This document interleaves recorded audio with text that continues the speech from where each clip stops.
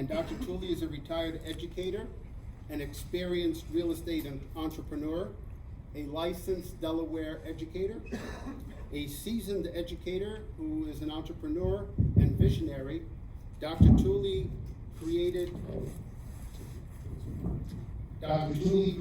a successful enrichment program which he has collaborated with teams to serve students and clients for many years. Dr. Tooley obtained her trauma-informed care certification from Wilmington University. Dr. Tooley oversees operations and instruction at Leslie to develop the existing business skills of highly motivated, innovative, and entrepreneurial re-entry citizens and veterans. The curriculum at Leslie incorporates trauma-informed protocols. Dr. Tooley is accustomed to empowering people through skill development, practical activities, and affirmations which help her clients attain their goals. I consider Dr. Rosie Tooley a close friend whom I admire for her hard work and determined efforts for those who are less fortunate in society, which she agrees happens with the grace of God working through her. Let's give a big Del 1 welcome to Dr. Rosie Tooley.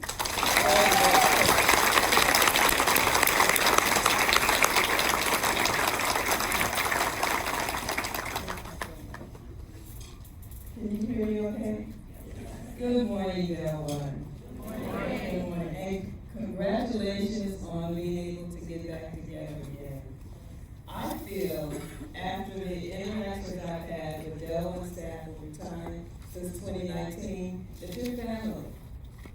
That you're not a business co-partner or something like that, but you're really family. And as I share my presentation, you'll see how that came to be. But before I begin, I want to say this to you, that as I was looking around, I saw the back of someone's 2020 Del 1 shirt, and it says, essential employee, and the word employee was crossed out, and it said essential teammate. That's empowering. That's powerful because it shows that you're not just together to work, but you are a team working together to build something. Teams are different than just a group of people because teams have a common goal. And that's how I see you. And that's how I see your relationship to me. So I applaud you before I begin. Go Del 1.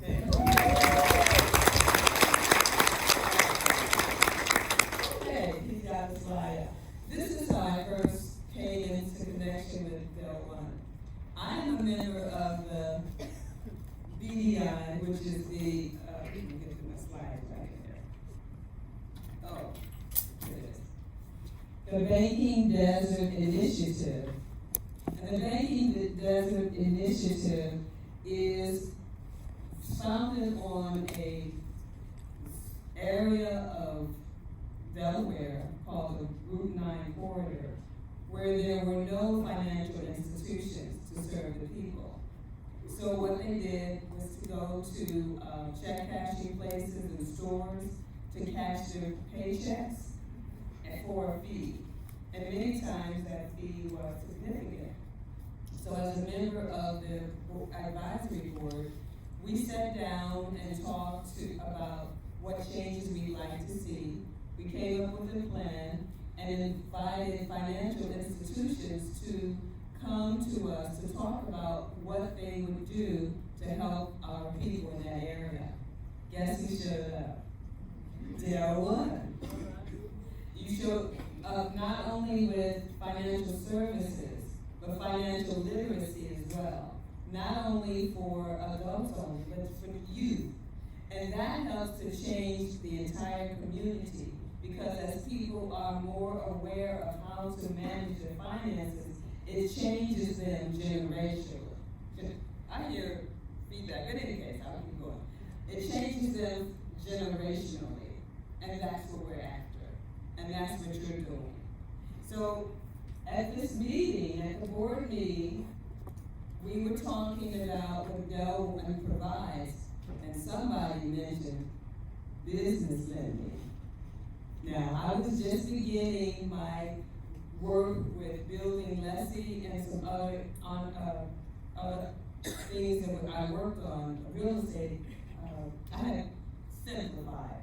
I had purchased 10 properties in one block, and I wanted to renovate some of them for home ownership, others for handicap housing because there's such a need for that, and the last property I wanted to renovate to house Leslie, which is a business that I had built. And so I came to a meeting with that in the back of my mind, not knowing that Del One would provide a solution and help me on my journey. So I thank you for that. Let's go on to the next slide. Oh, that's me? Yeah. This is my first time, y'all, be kind. Alright, let's see this way. Oh, okay. Now, Dan McCarty told me that I needed to tell you about myself, that you love to hear stories, so I have some for you. So let's talk about what we see here. The title is Humble Beginnings Are Still Beginnings, and that's absolutely true.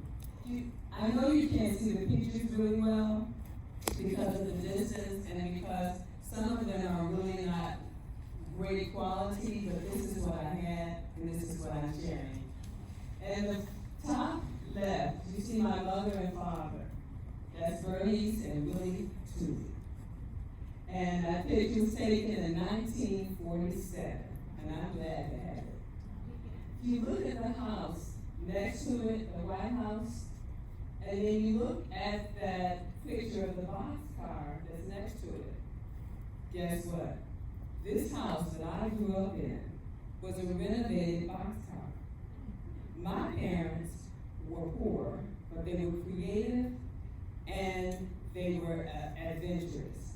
And so what they did was purchase a boxcar and a piece of land, had the boxcar carted to the land, built a house, and raised a family in it. So essentially, they started off with land, a house, and no mortgage, okay? Now, in this house, there was electricity initially, but there was no running water, and there was no gas. And my mother, Bernice, was a beautician, which means she styled hair. You may ask, well, how do you run a beauty salon with no running water? I can tell you, okay? You see that young man on the bottom? That's my oldest brother, Billy. Actually, I am the fifth of 8 children, right in the middle. My oldest two brothers died soon after birth. So the 6 of us survived are there. There's Willie, the person with the glasses is my older sister Mary, the one with the headband on his knee. Then the smiley girl on the left is my sister Shirley. Then there's David in front of me, and Jeffrey is my little brother who grew up to be 6'2". Okay? So back to the house, the business rather. My mother would send my oldest brother, Willie, across the street with 2 pails of water. And when he came back, she would have 3 pails. One for hot water that she heated up on the stove using propane gas, one for cold water, and then another one for wastewater, another pail for that. So what she would do is mix the hot and cold water together to make it the right temperature to shampoo and rinse the hair.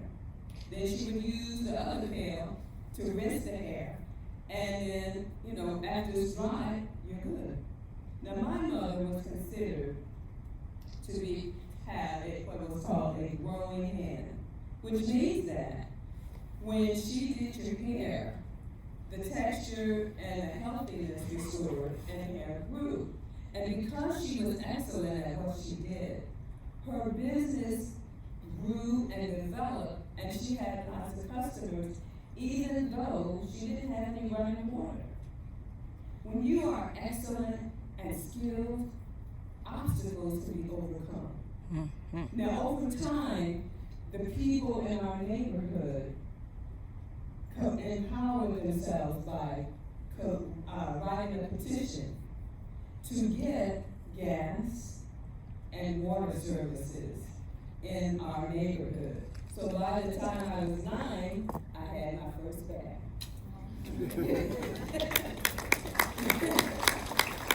At home. All right, so moving on. As I said, my family, my mother and father did divorce early, and my mother remarried. And over time, our family continued to grow. And by the time we were at the stage where you see all the people in the front yard, we had all our utilities and everything was good, going well. And at the picture in the top right, where you see everybody all grouped together, that was our family picture from after my mother passed away. And on the bottom right, that's me with my granddaddy. Okay. So we're gonna go to the next slide. That's me. All right. Matters of the heart. This is a really important season of my life. All seasons are important, and all seasons have meaning. And this one was one that was life-changing.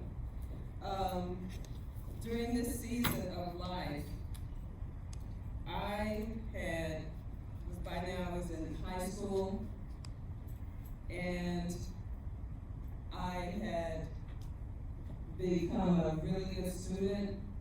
And back in Illinois, where I grew up, I didn't tell you that, but I'm from Illinois. We lived in an area where there was not a lot of enrichment, I would say. But inside of that, we had a good school system, and I did well in school. And I remember that early in my senior year, I had received a letter from a university called Cornell that I had never heard of. Because back in my neighborhood, we didn't have that kind of information. And so I saw myself going to college. But what happened is that I met a man who was inappropriate for me to be with. And I graduated from high school pregnant. That changed my whole perspective. It changed my life. And this happened in 1973. And this is the year that Roe versus Wade passed. So I had gone, he gave me some money before he disappeared out of my life. And I had gone to get an abortion. The doctor told me I was a week too late. And he said to me, carry this baby, but just don't do it again. I was devastated and very, very unprepared to become a parent. And I went home hungry, because when you're pregnant, you're always hungry. And I was going through a terrible time, and my mother was very supportive. She said to me one day, look up and live. Look up and live. And over time, I did that. And after some time, I began to make preparation for this child that I was about to bear. And lo and behold, to my surprise and delight, this wasn't some random baby. This was Avery. This was my baby. When he was born and I learned to love him, I saw the beauty in this child. And this is who you're looking at. And he was easy to raise. You see the first picture? He's 8 days old. Do you know that he began to sleep all night at 8 days? How many of you have young babies at home? Who's raising a young baby at home? 2. Have any of your children slept all night at 8 days? Never. I'm ready to get a full day. Sleeping all Full night. night. And in the second picture, there he is in about 8 8 years old, he won these are old pictures. Anyway. I have pictures that show more of his life with his wife and his family, and, well, I'll talk about what you can see. He was 8 years old there, and he won a spelling contest. And in the bottom here, this is a recent picture.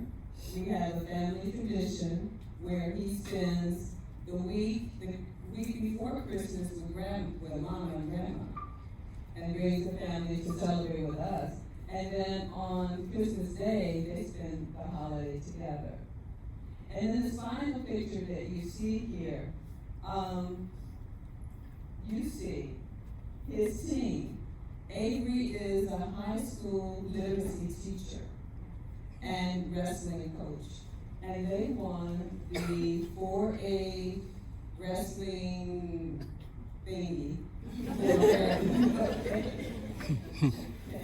And what I wanted to say about this is several things. First, even though my son knows his history and how his life was almost lost, he is still pro-choice. That says to me that I did my job well, because I raised him to think for himself, to come up with, to research for himself and make his own decisions. He is not my clone, okay? And so, to me, that's important, that your children, that my child, learn that he is his own person and that he's able to live his own life. To me, that's empowerment.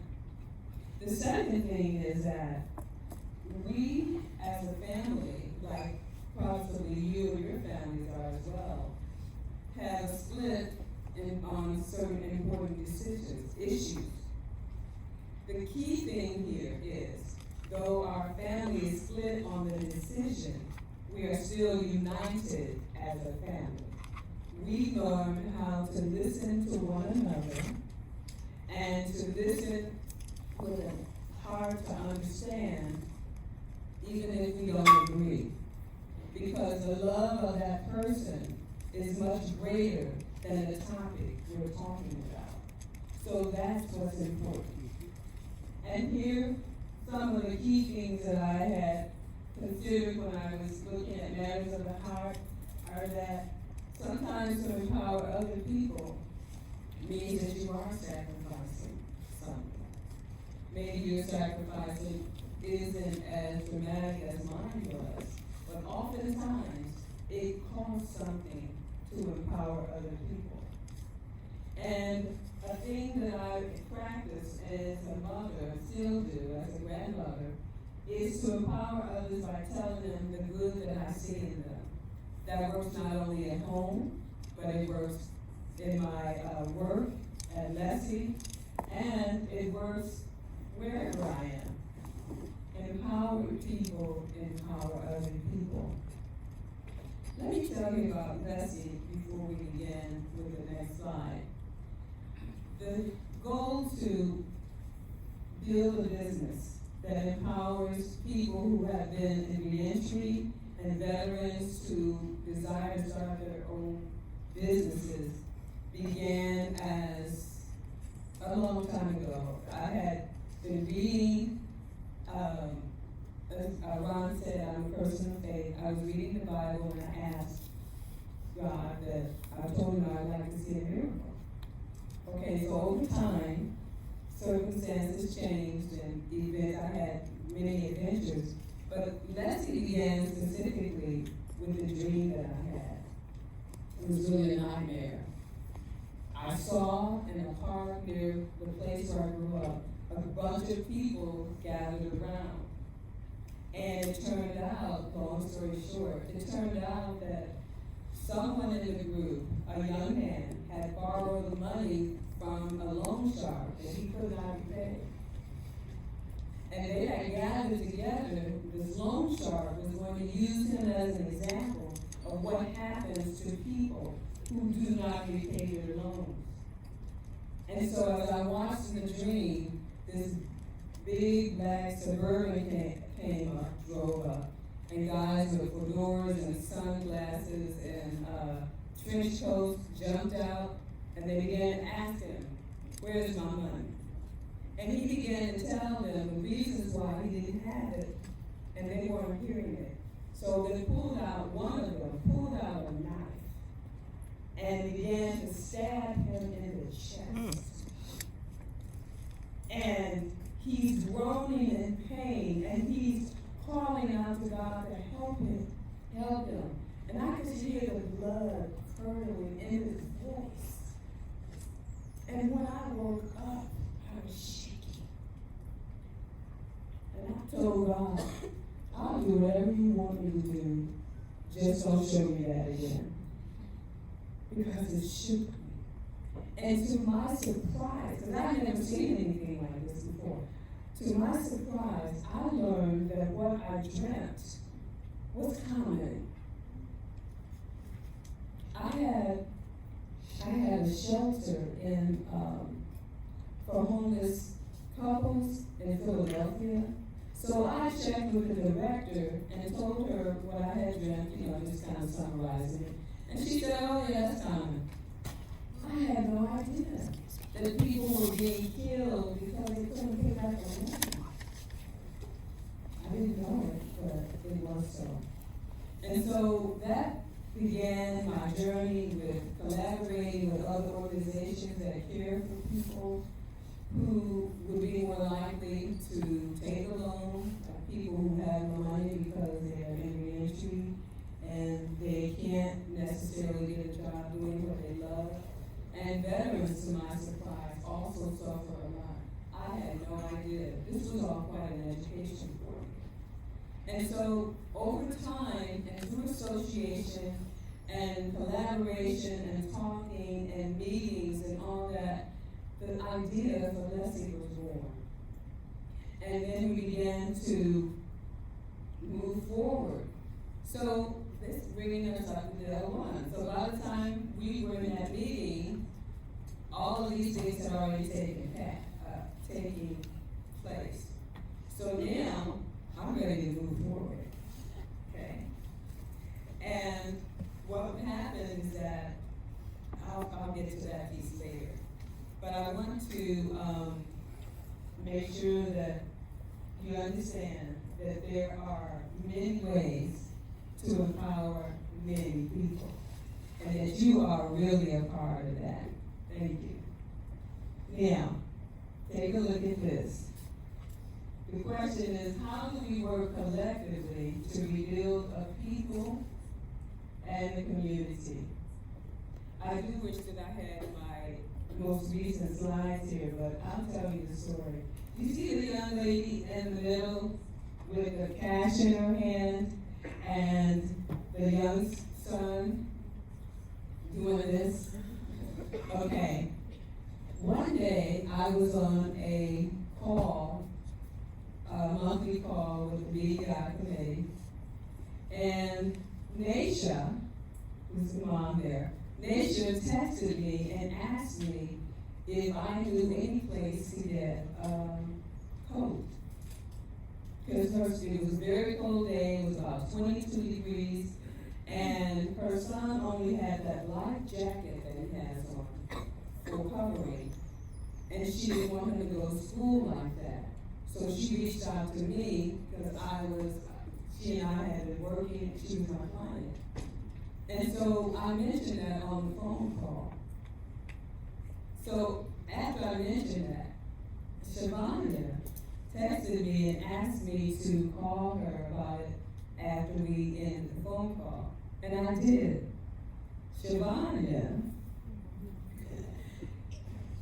took the initiative to contact her network of people to get support for this mother to get clothing for her son so he could go to school.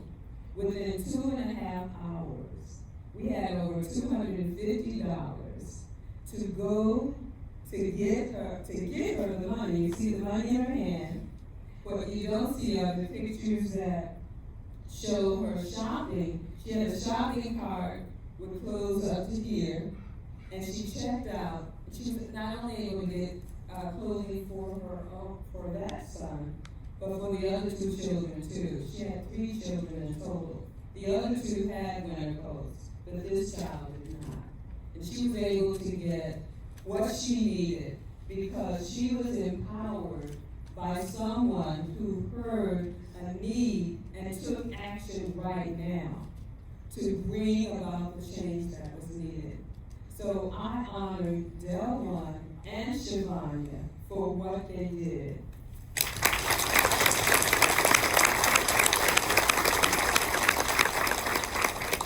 Wonderful. And that's an example. I have more. Anyway. You look at the picture on the left, you can see that Leslie is supported by many organizations. Delwan is a primary one, but there are many organizations that support our work. The picture that you see here has a young man over by the wall. He is an accountant. I've had many different people, accountants, people from the Department of Labor, people from the city of Wilmington, people who hear about a need that we have, and then they come to supply it. The people that we serve generally don't have business wear, casual business wear. They have what they have. And so we reached out to organizations for clothing, and they have responded well.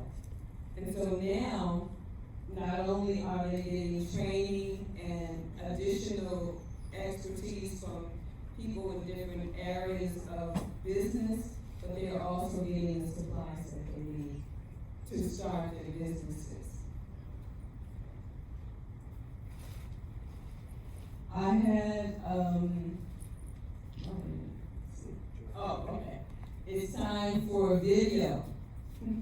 I prepared a video to show you an overview of what Leslie does.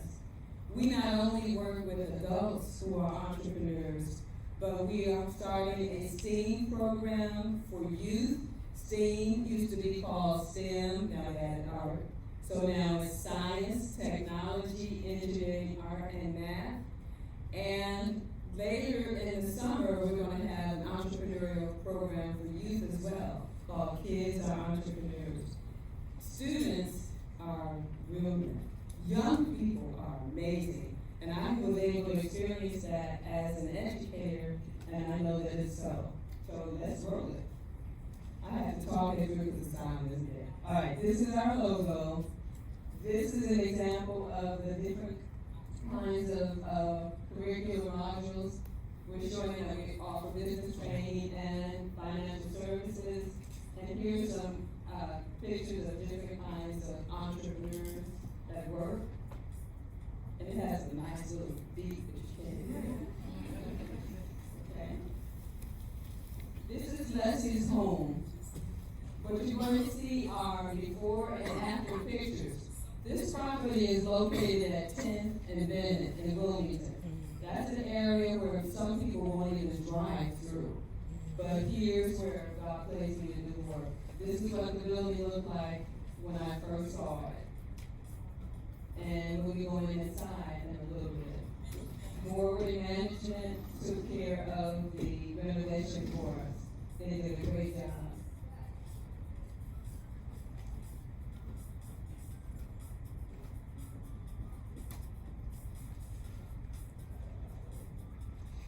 I won't have to tell you the before and the after. I think you did it.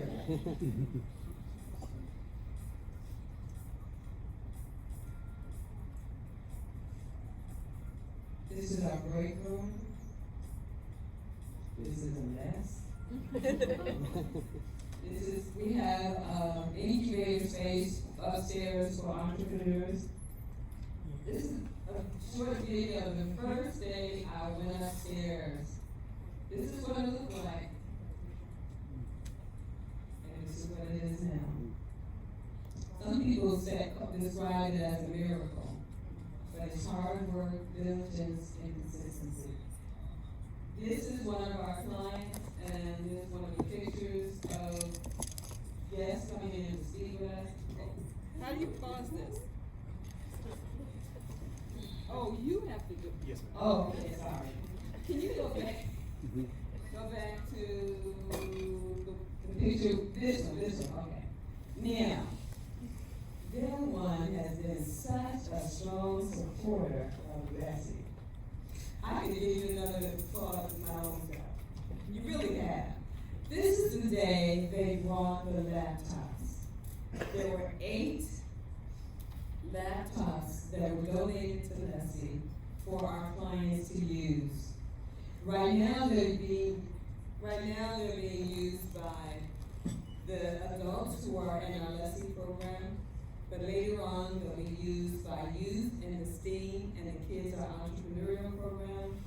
And then following that, we have an alliance with the library with their North Star digital program. People in the community will be able to be certified using these same laptops.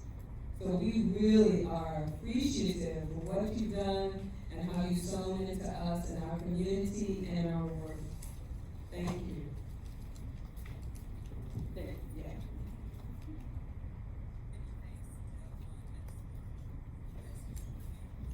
Okay, this is another picture, and there are 2 of our clients, including Naisha and yours. Oh, now this is the STEAM program, and it's showing you that it's science, technology, engineering, art, and here's the math. Because we want everyone to understand that we're sowing into our youth in this neighborhood and expanding. And in the summer of this year, in July and August, we'll have the Kids Are Entrepreneurs program. They're going to receive the same kind of training that the adults do, but it will be on youth level.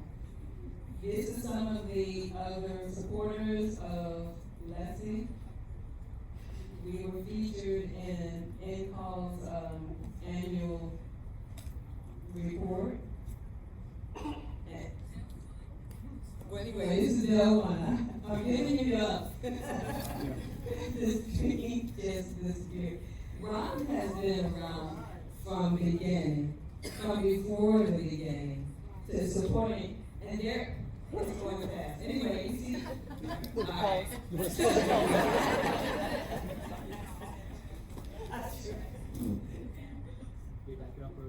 Yeah, just a little bit. Yeah. Okay. So, yeah, you can pause it for a minute. Would you like me to do it? No, I got you. Okay. So, after Leslie was fully renovated, Ron came up to celebrate with us, and there we are, opening the door to new beginnings for people. Next thing, please. Stop there. All right. He was honored. If you look at the lower left side, you see that Ron was honored for his participation in the Banking Desert Initiative, and he invited me to join them for the event. Go on. Okay, this is the video that Delmon made for me before we even opened, to show people what was coming. And I'm telling them that it's coming soon. You can almost hear the microphone. The goal was to produce an environment that had high quality, so that people who came into Leslie would know that they were there to build their business, that this place had been created for them, and that there they would become a better business person. When people have been on the bottom for a long time, you need to show them something wonderful to help rise their expectations to rise. This is our grand opening. There's my family. There's Ron. There. And here, this is again, some of the pictures are already repeated, because they're working. This is reminding you that the STEAM program is coming, This is another picture of supporters who came that, from the Department of Labor, my accountant, Ms. Nation, and her baby.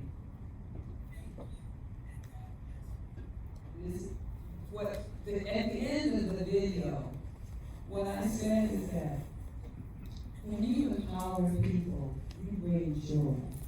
You see that smile of that lady? She is really experiencing the joy of knowing that her future is becoming brighter because she's being empowered to do what she desires to do. On this portion, I'm showing that we've come a long way, that we do have some financial needs. You can play, please. And that we do have ways to give. There's a QR code on the back of our brochures and on our website as well. And these were the people who were present at, I don't know that person. Those were the people who were present at our dedication of the building. Thank you. So thank you, you can stop that now.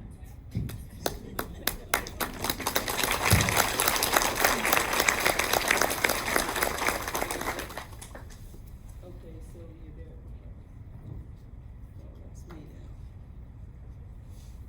I'm going the wrong way. Okay. I'm gonna summarize this, and you see the 2 links there? Those are other videos that one created for me. And so what can happen if you'd like to see them, I'm sure they'll give you a link. But Del One has supported Leslie in so many ways. In social media empowerment, technological support. I've already mentioned the 8 laptops that were donated for us. And staff support. I can't tell you enough about the staff support. We've already talked about the other 3 pictures. You see the bottom one in the right?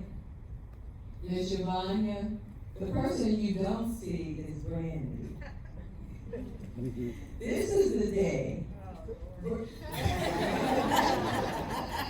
This is the day Brandy favored us with a song. I think she burst out into song. Have you heard her sing? Yes. We love Brandy. I had no idea.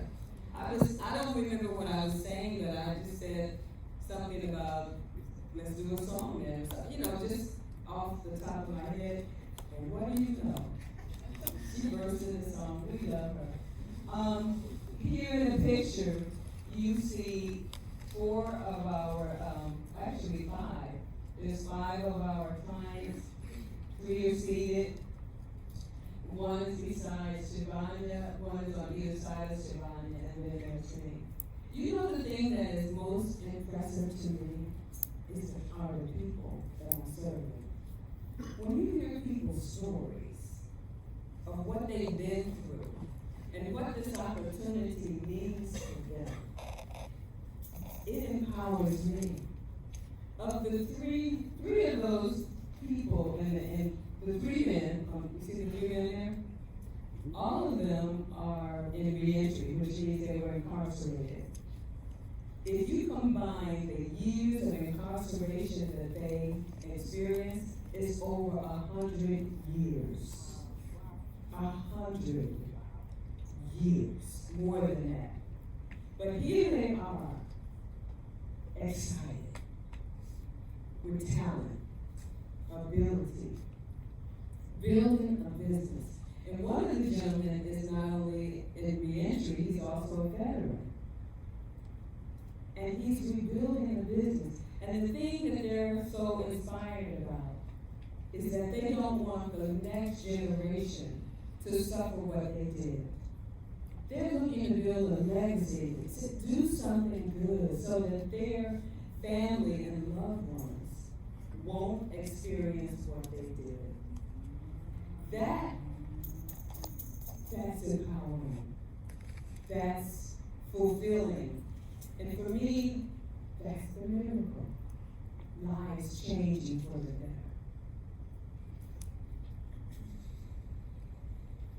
Okay, here's some of the partners that we have.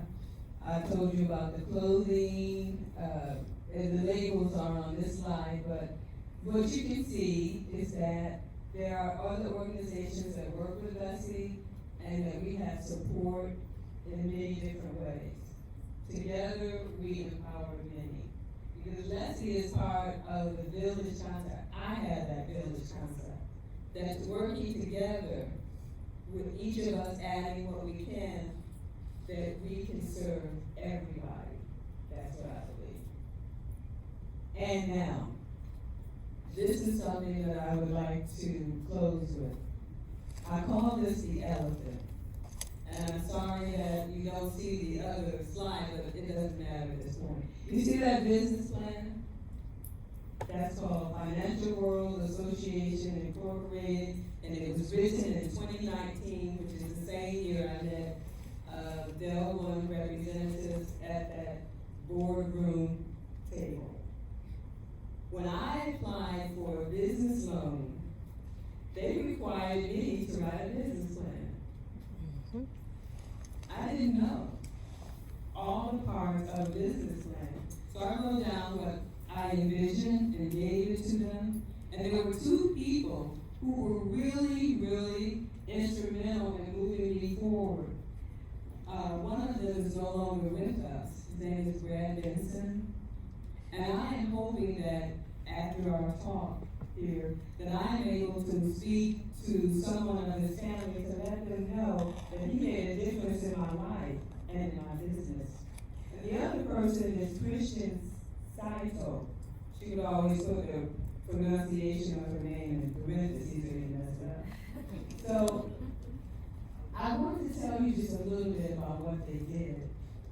They required me to complete a business plan, a full and complete one. As I explained earlier, my plan was not simple. It wasn't, one thing. It was actually three or four. I had 10 properties, not one, not five, not 6, 10 in one block. And one of them would become Leslie. 3 of those properties were going to become a home, handicap accessible home for people that needed that, and the remaining ones were going to be renovated for sale or lease to first-time families. That's how I think.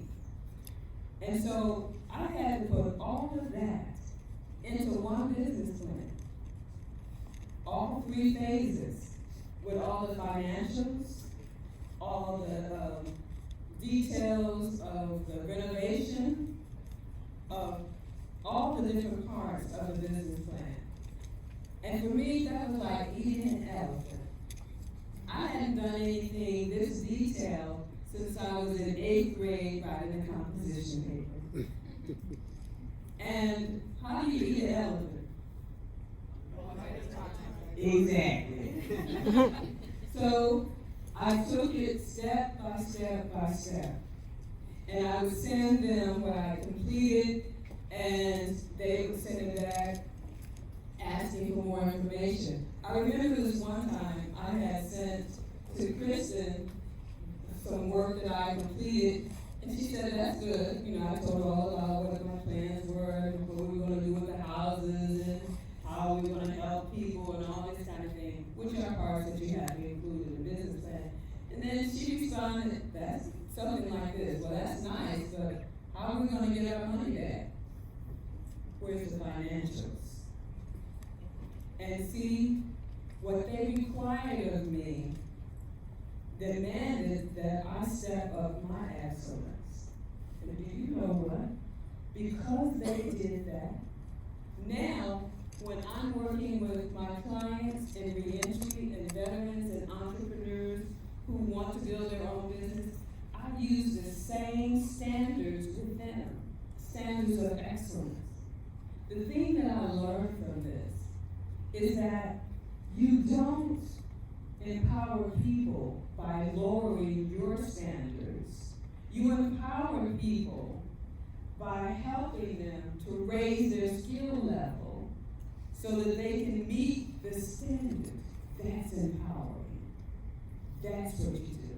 And I'm going to tell you one more little story that's not on there. It's about Mrs. Bristow, my first grade teacher. I'll call it Mrs. Bristow and the turkey. Okay? Maybe, I don't know if they still do this, but when I was in first grade, at Thanksgiving time, they would have us make a turkey. You stick out your hand, and Tracy has listened on that?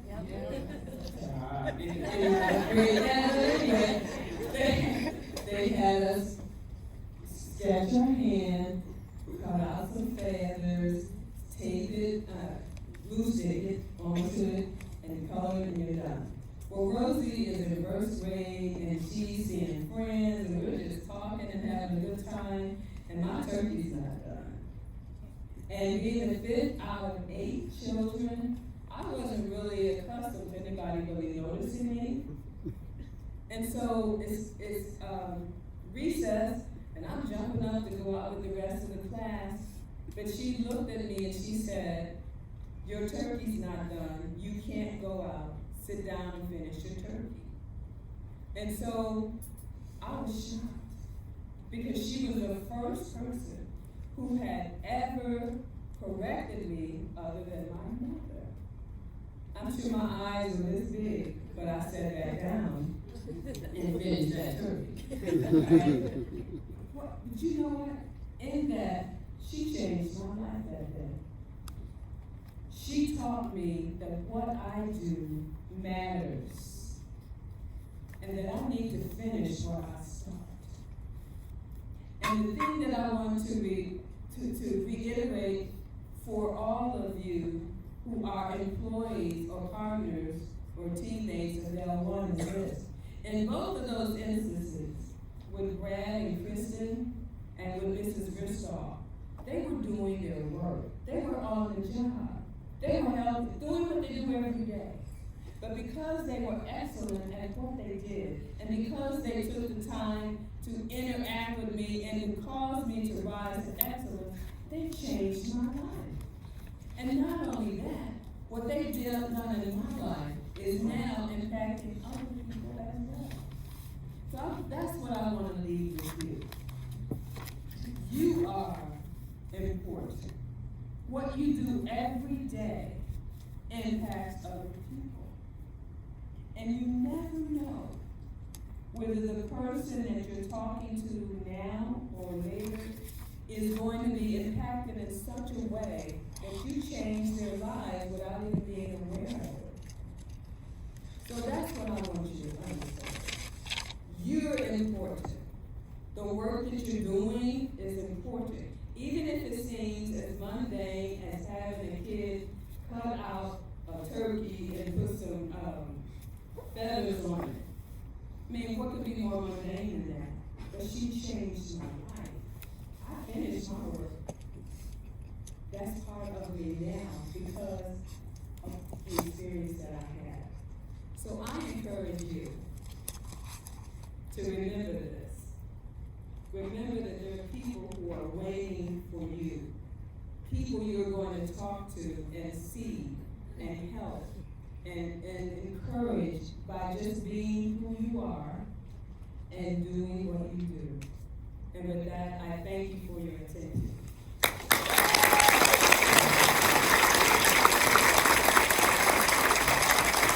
Thank you. Big round of applause for what you do.